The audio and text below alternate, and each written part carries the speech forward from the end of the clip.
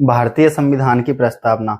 हम भारत के लोग भारत को एक स्वतंत्र प्रभुत्व संपन्न समाजवादी पंथ निरपेक्ष लोकतंत्रात्मक गणराज्य बनाने के लिए तथा उसके समस्त नागरिकों को सामाजिक आर्थिक राजनीतिक न्याय विचार अभिव्यक्ति विश्वास धर्म और उपासना की स्वतंत्रता तथा प्रतिष्ठा और अवसर की समानता प्राप्त कराने के लिए तथा उन सब में व्यक्ति की गरिमा देश की एकता और अखंडता को सुनिश्चित करने वाली बंधुता को बढ़ाने के लिए दृढ़ संकल्प होकर अपने इस संविधान सभा में आज 26 नवंबर 1949 ईस्वी को एतद्दत्त द्वारा अपने संविधान को अंगीकृत अधिनियमित और आत्मार्पित करते हैं।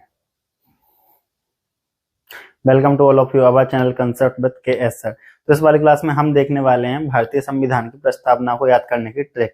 तो देखिए, आपको हमारी कॉन्स्टिट्यूशन की प्रीएम्बल आसानी के साथ याद हो जाएगी। तो भारतीय संविधान की प्रस्तावना को या प्रीएम्बल को या उद्देशिका को कैसे याद किया जाए, तो देखिए सिंपल है।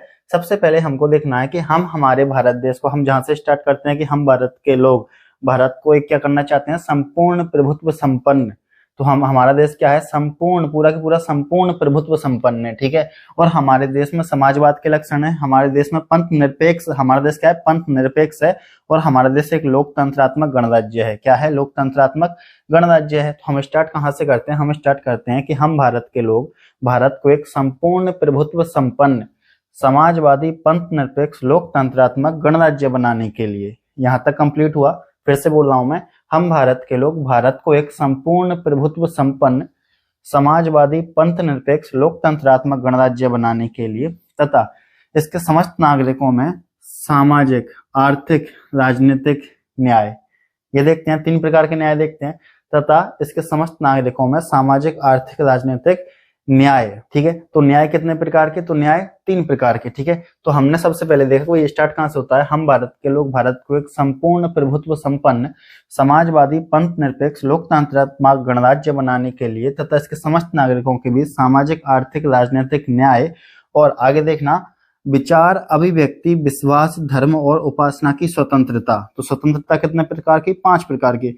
विश्वास अभिव्यक्ति विचार अभिव्यक्ति विश्वास धर्म और उपासना की स्वतंत्रता। तो फिर से बोल रहा हूं, हम भारत के लोग भारत को एक संपूर्ण प्रभुत्व संपन्न समाजवादी पंथ निरपेक्ष लोकतंत्रात्मक गणराज्य बनाने के लिए तथा इसके समस्त नागरिकों में सामाजिक आर्थिक राजनीतिक न्याय, ठीक है।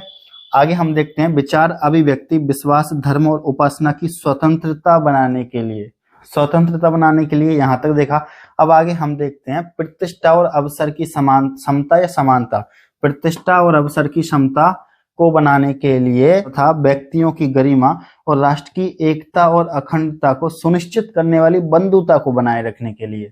स्टार्टिंग से फिर से बोल रहा हूं, हम क्या करते हैं, स्टार्ट करते हैं, हम भारत के लोग भारत को संपूर्ण प्रभुत्व संपन्न समाजवादी पंथ निरपेक्ष लोकतंत्रात्मक गणराज्य बनाने के लिए तथा विचार अभिव्यक्ति विश्वास धर्म और उपासना की स्वतंत्रता को बनाने के लिए और प्रतिष्ठा और अवसर की समता या समानता को बनाने के लिए, लोगों के बीच में प्रतिष्ठा और अवसर की समता या समानता को बनाने के लिए और व्यक्ति की गरिमा और राष्ट्र की एकता और अखंडता को सुनिश्चित करने वाली बंधुता को बढ़ाने के लिए अपनी इस संविधान सभा में आज तारीख 26 नवंबर 1949 ईस्वी को अपने इस संविधान को अंगीकृत अधिनियमित और आत्मार्पित करते हैं।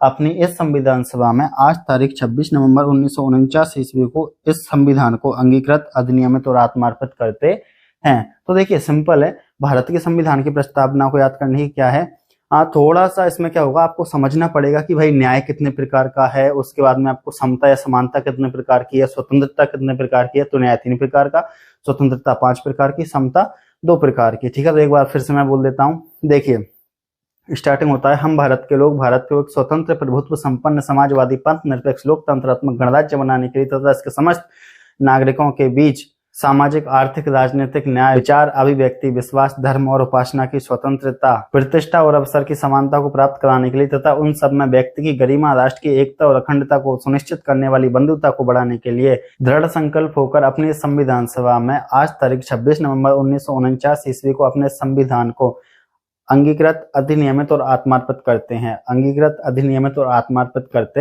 हैं। तो सिंपल है, आपको बस थोड़ा सा ध्यान देना होगा जिसमें आपको भारतीय संविधान की प्रीएम्बल प्रस्तावना आसानी के साथ याद हो जाएगी और ये लाइन टू लाइन याद होनी चाहिए क्योंकि कॉम्पिटिटिव एग्जाम में कहीं से भी पूछ लिया जाता है और अधिकतर क्वेश्चन प्रीएम्बल से आते हैं। तो कैसी लगी आपको हमारी आज की ये क्लास, कमेंट बॉक्स में कमेंट करके जरूर बताएं। एंड अगर इस क्लास में कोई मिस्टेक हुई हो, कोई गलती हुई हो, तो कमेंट बॉक्स में कमेंट करके बताएं, ताकि आने वाली नेक्स्ट क्लास में मैं अपनी मिस्टेक को ठीक कर सकूं। एंड देखते रहिए, बने रहिए concept with K S sir के साथ।